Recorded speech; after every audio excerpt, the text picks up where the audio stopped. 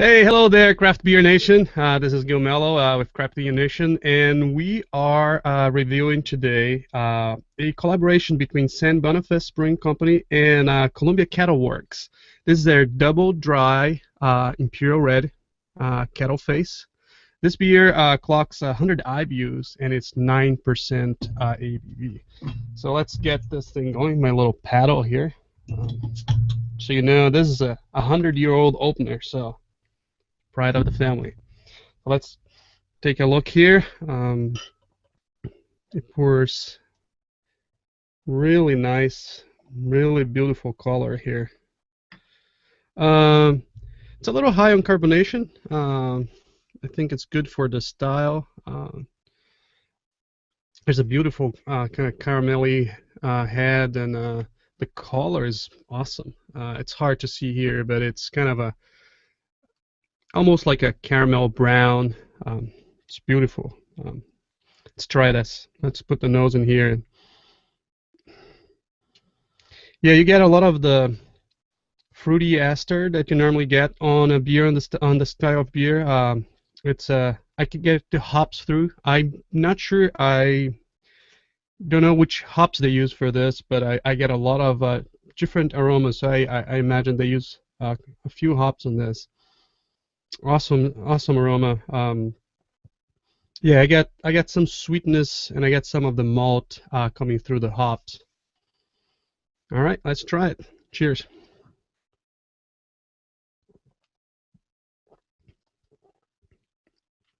Wow, that's a really good red.